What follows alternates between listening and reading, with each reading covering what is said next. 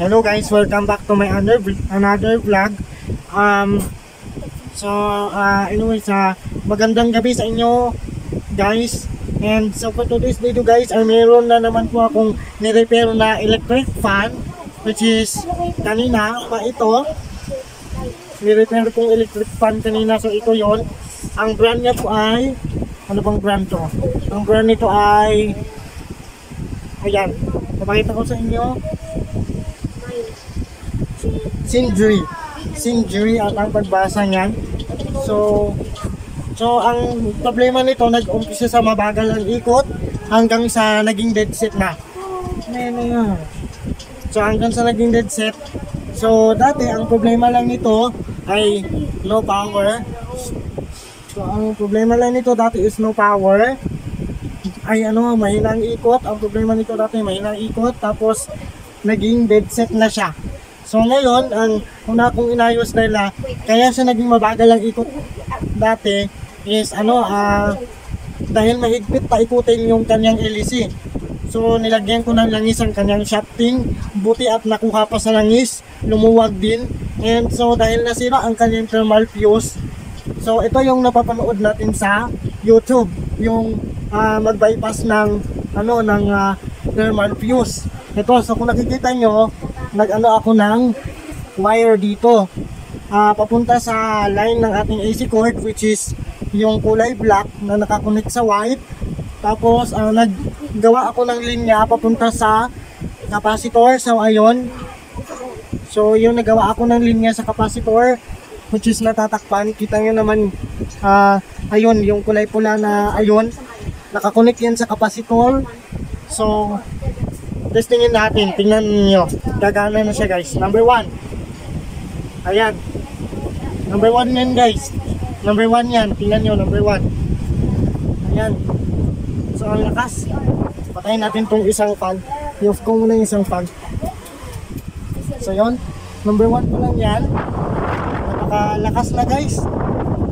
Number 1, dati mabagal to sa number 1, ngayon nabilis na. So pihitin natin sa number 2. Bukan natin pihitin sa pihitin ko muna sa 2 at napakahirap. So yun, napihin ko sa number 2. Number 2 na yan, number 2 yan guys, napakalakas. Hindi ako nagpalit ng capacitor dyan guys ha, ilagay ko lang po ng langis. Pihitin natin sa number 3. Ayun, 3. Ayun, number 3. Guys, napakalakas. Napakalakas guys, number 3. Woo! So nag-rekta lang tayo dahil nasira ang kanyang thermal fuse. So ngayon, gumagana na siya. So ayun guys, so tatakpan ko na to. At testing natin ulit. So tatakpan ko muna. Ayun, so ayun guys, natakpan ko na.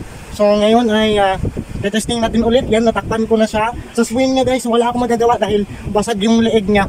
So i-off ko muna tong isang fan.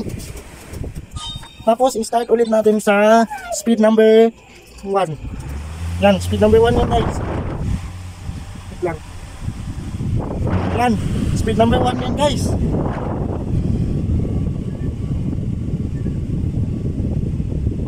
Ang lakas. So speed number 2.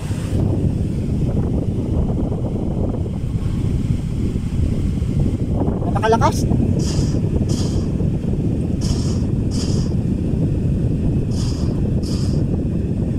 So yung speed number 3 natin guys. Speed number 3. Yun, number 3. Yan, napakalakas guys. So yan. So tapos 0. So ayan guys, gumana na siya at malakas na. At so ulitin ko lang So ang ginawa ko dito kanina is una, dahil i-stack up yung shafting niya kanina, yung bakal na kinakabitan ng LEC ay i-stack up, mahigpit siyang ikutin dahil kaya naging hirap siya umikot. So nilagyan ko siya ng langis at lumambot na siya. Ayun. So at next kong ginawa dahil sira ang kanyang thermal fuse. So wala akong available na fuse dito, which is pwede naman yung bypass. basta hindi na po i-stack up yung LEC or yung shafting, walang problema sa bushing at walang problema sa capacitor. So ganun lang guys, pwede naman ng bypass na walang thermal fuse kasi wala akong available na fuse. So kaya nag-bypass na lang ako. So ayun guys, maraming salamat guys sa panonood, and please like, share, and pa-subscribe ng aking YouTube channel, and pa-follow na rin sa aking FB page at Kuya Clarkins Vlog. Kuya Clarkins Vlog ang aking YouTube channel at ang aking FB page na Clarkins Vlog. So yun guys, maraming salamat. See you again next time guys. Bye bye.